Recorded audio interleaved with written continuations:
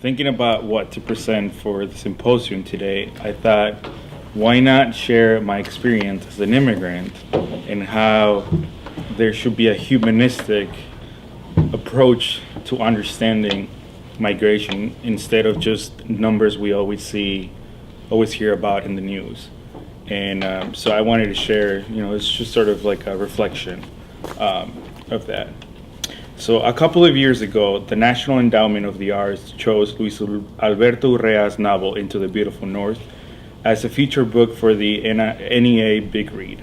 This book, among others, was chosen as an initiative to inspire conversation to broaden our understanding of ourselves and the many different perspectives in our communities through the joy of sharing a good book. Urrea uses vibrant characters, humor, and suspense to explore social and political issues such as borders, undocumented migrant workers, and separation of families.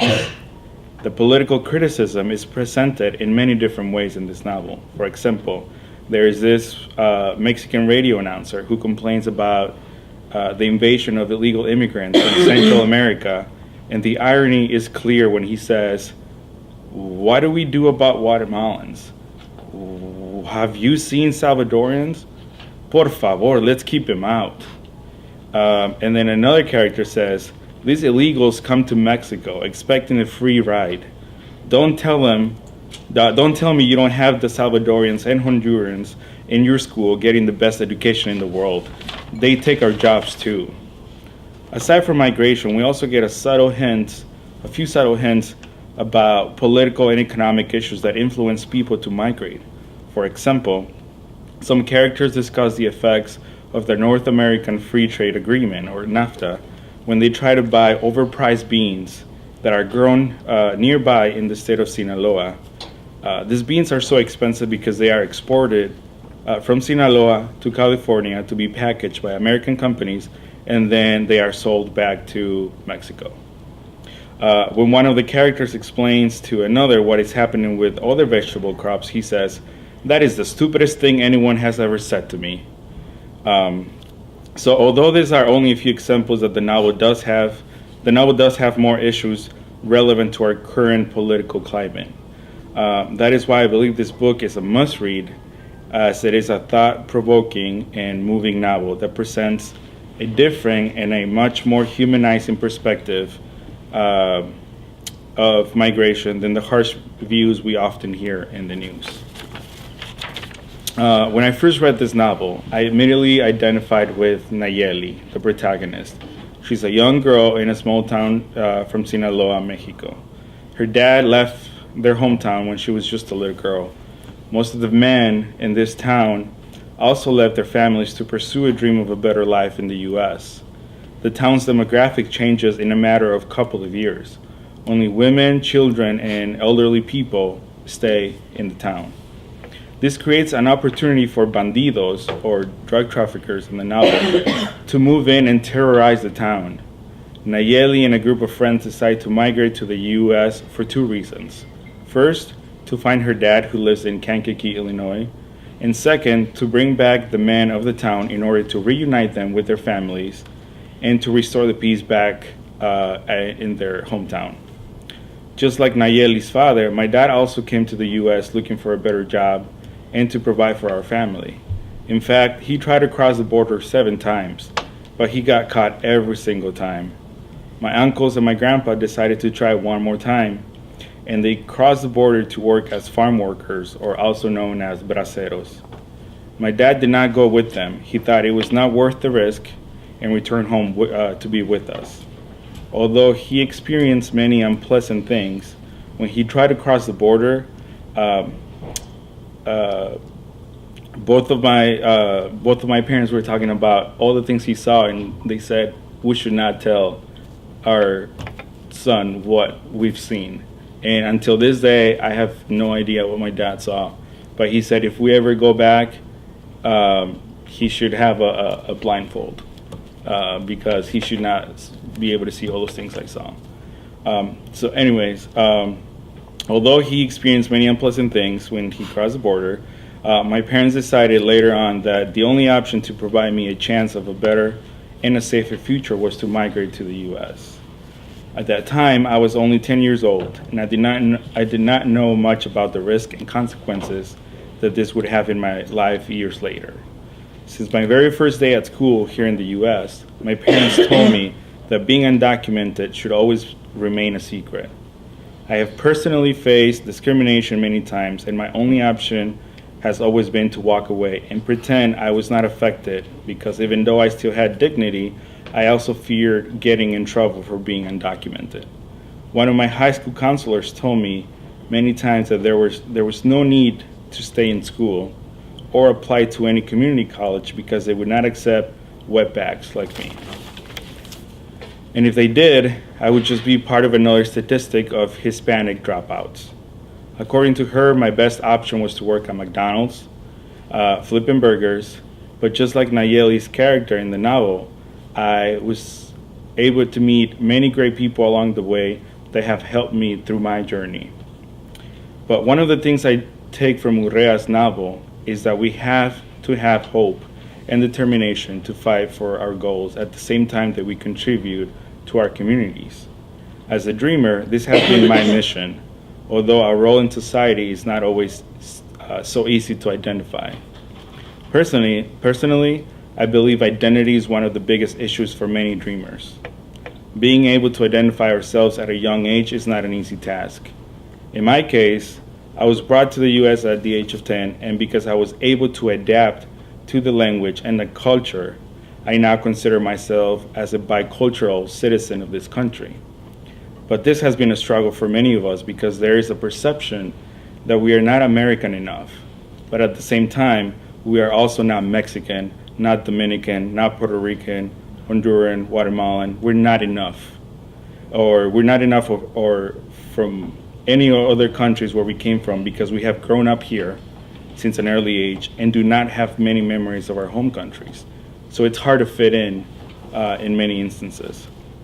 But the reality is that currently there are about 800,000 people with DACA, or Deferred Action for Childhood Arrivals. This is a number that is often mentioned in the news, along with $25 billion requested by the president to build the wall along the border, and also to end what they call chain migration. All proposals submitted yesterday in the Senate failed to reach the necessary votes for a bipartisan solution that would decide the future of many dreamers, and that have come out, many dreamers that have come out of the shadows under DACA. The political and anti-immigrant rhetoric also affects us morally and socially because our own agency as humans is reduced to statistics and negative stereotypes that have been imposed on immigrants for the purpose of promoting a political agenda. I have heard many arguments. For example, what's the big deal? Send them back to their country and have them go through a legal migration process like everyone else. Sure, this sounds so simple to say, but there are many circumstances that make it very difficult to do that. One of them is the complexity of the immigration system and the time it takes to apply and get approved for a visa. For others who come to the U.S. to escape violence, returning to their countries could be a death sentence. The other argument I've heard is, well, what's the big deal? Give them more DACA extensions and let them stay. They will have to pay their taxes and they will also help our economy. To that I say yes, that is very true. But it's not a good solution either because it does not give us the legal status. If we are to be referred as statistics, then we should also talk about how 97% of DACA recipients are currently employed or enrolled in school, and at least 72% of the top 25 Fortune 500 companies employ DACA recipients. Previous research has shown that DACA beneficiaries will contribute $460 billion to the U.S. gross domestic product over the next decade. That is a great economic growth that would be lost if DACA were to be eliminated. On the other hand, it has been estimated that it would cost the U.S. government nearly $60 billion to deport all DACA recipients. So although these numbers are often discussed in the news, most of the time they do not talk about how we are also humans, not bad people, We are members of our communities. We grew up here. We received the same education as everyone else, all other kids from K through 12, and we stood up to recite the Pledge of Allegiance every morning before we even knew what it meant in English. We also have jobs here, we have families, and we help our communities. Perhaps it is because this affects me personally, but it is my impression that there is not enough humanistic interest, or at least not enough coverage for DACA recipients and how they contribute to our society. I understand politics are complicated, but we have politicians with the power to decide the future of many dreamers, and if only they could have a more humanistic perspective on our immigration issue, then perhaps we would be able to better understand the complexity of our situation. Thank you.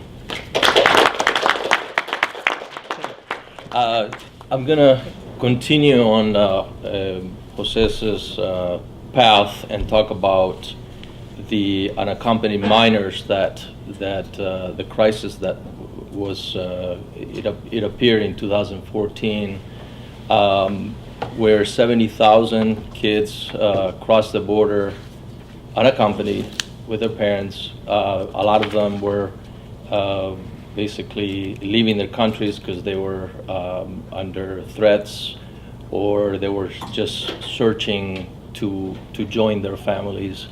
And if you can imagine a 9-year-old or a 10-year-old like Jose was when he came here, going across the desert in Arizona by themselves with whoever is going to help them get there, it's just terrifying, I think.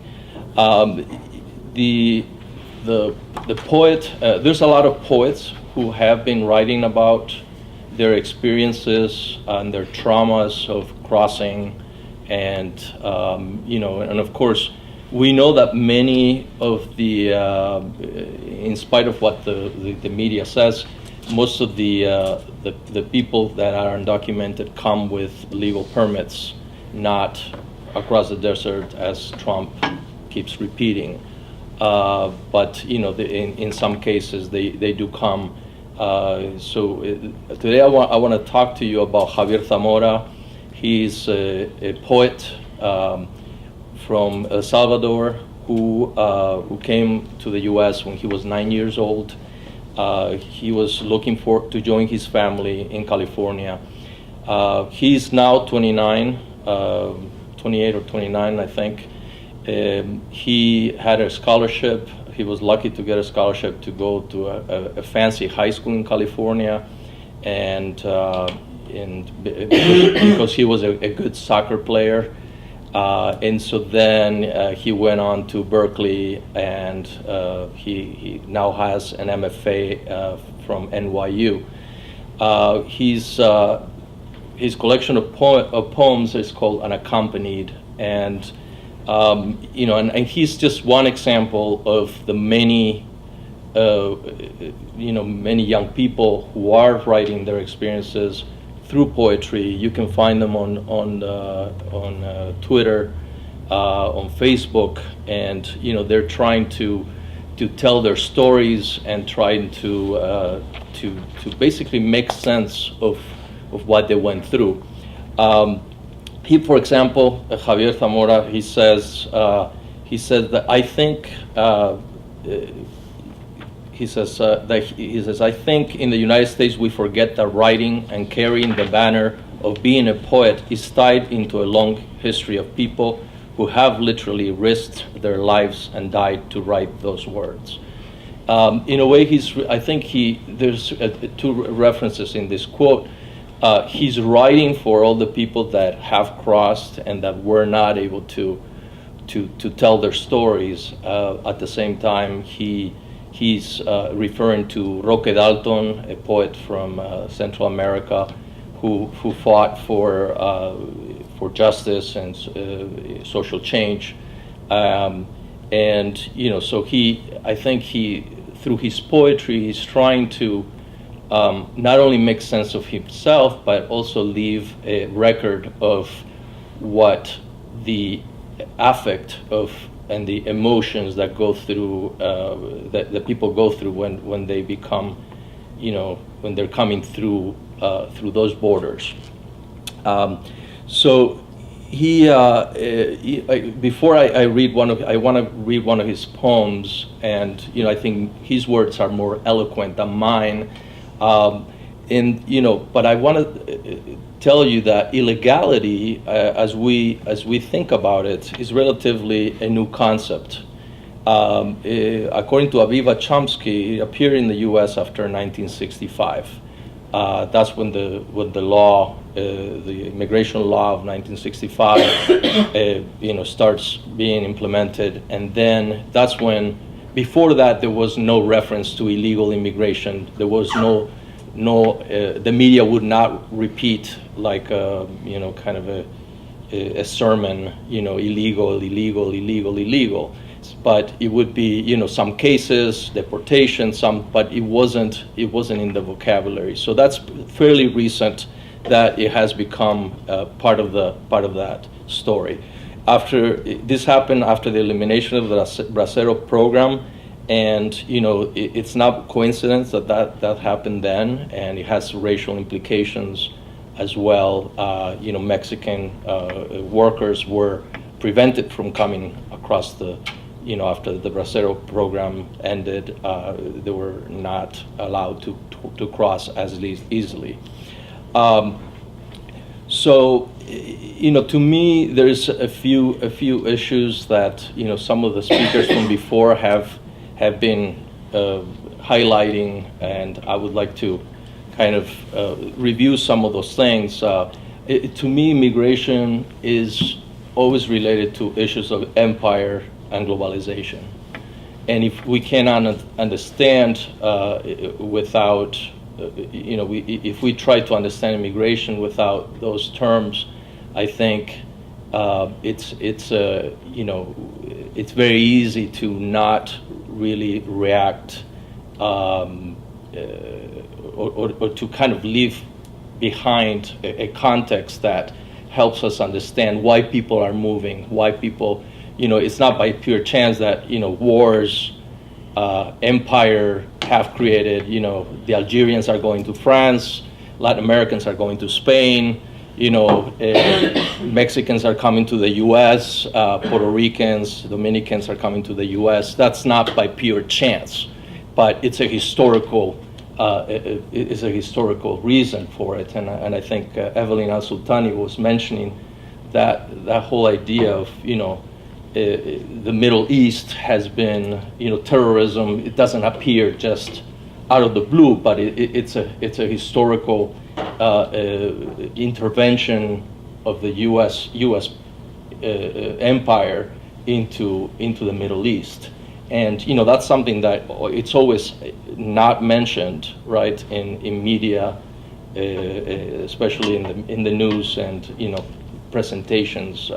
We always see this, and sometimes in films, we see these people traveling, these people migrating without a context why they're here. Like, Salvadorans, they're not here by pure chance. The U.S., in the 1980s, the U.S. intervened there, and Salvadorans, had what they were given temporary protected status because 75,000 people died in the war at the hands of, basically the military state violence and which was supported by the U.S. So that's not by pure mistake that then, the U.S. has to clean their hands, their bloody hands, and, allow certain people to come to the States. Now, of course, Donald Trump is getting rid of the temporary protected status of Salvadorians, and we don't know why. A lot of those people will have to go back. What does that mean? When you have to go to a country where maybe your family could be killed. That's what's happening right now. So globalization. That's the other issue. We're very happy to accept NAFTA, right?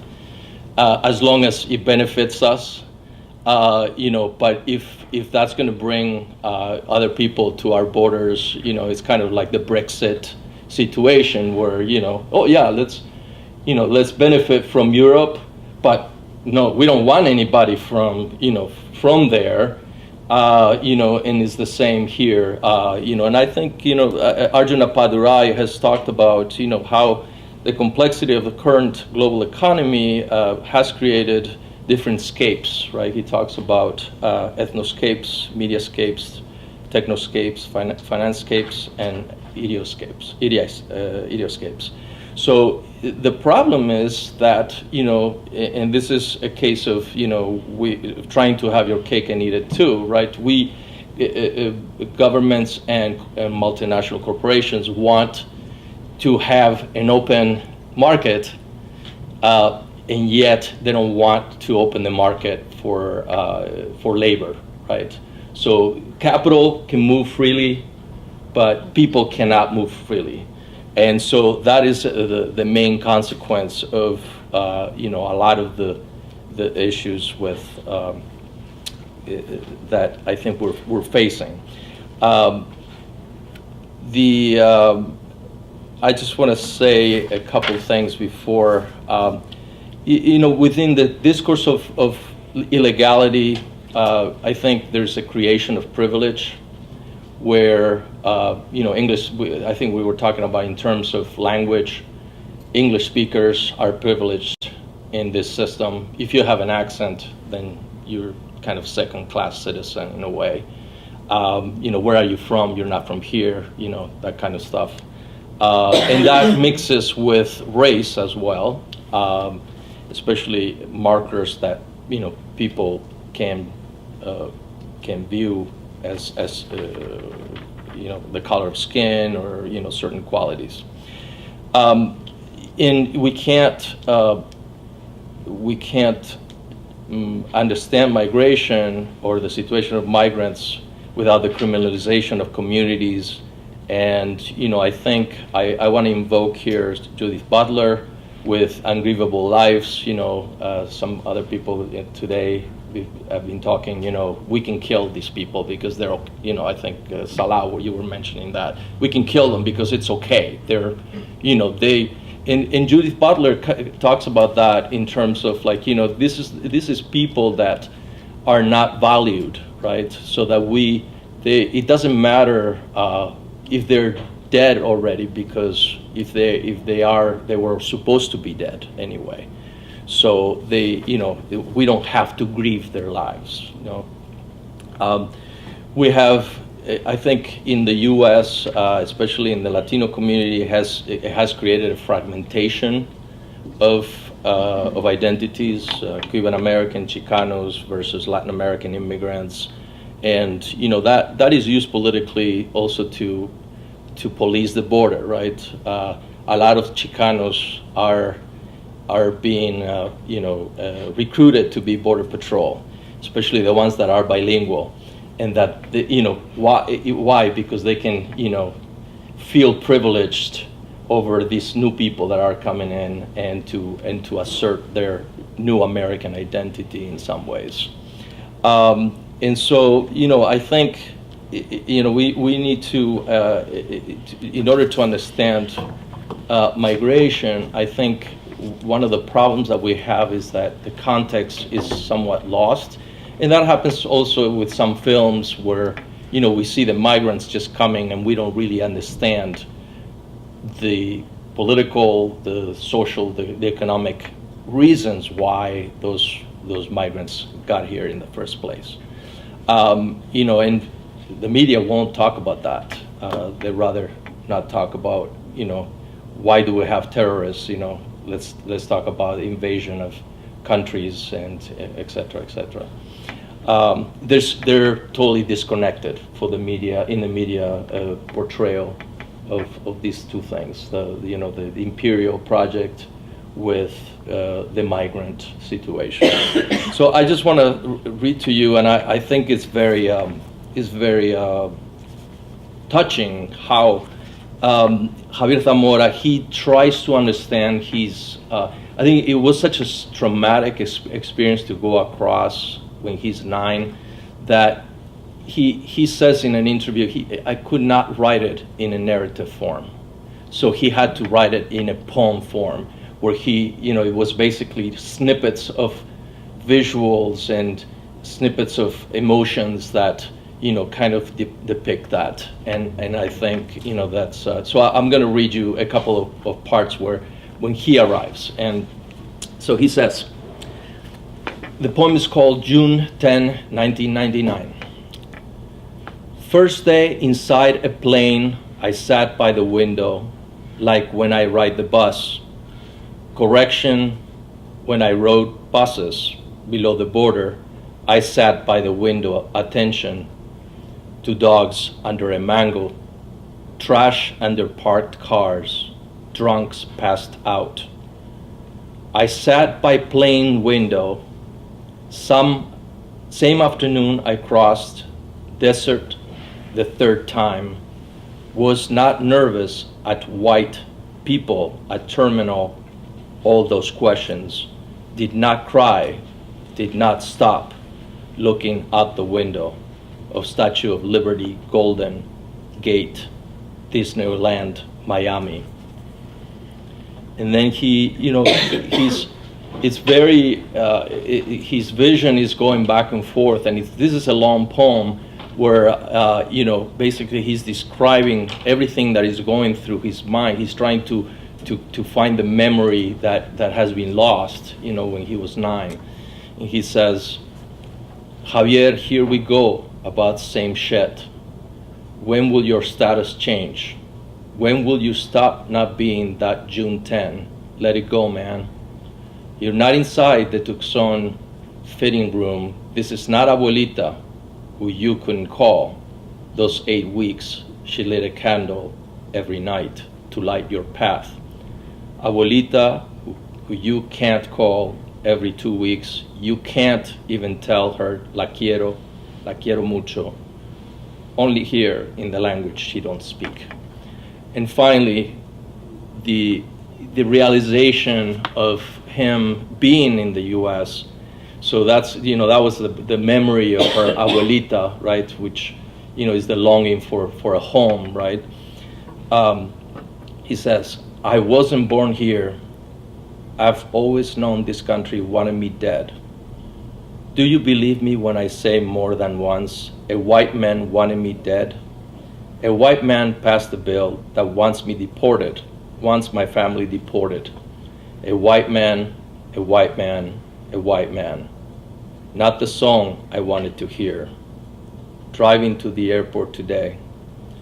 The road, the trees, the signs, the sky, the cars, the walls, the lights. Told me, we want you. Out, out, out, out. So the last thing that I want to say after that poem is that when we talk about borders, Gloria Anzaldúa is a great theorist and poet, and she explains the issue of suppressing her second language growing up, and she mentions, which I think it's perfect to summarize. I think the experience of Javier Zamora. He says, wild tongues can't be tamed; they can only be cut off. Thank you.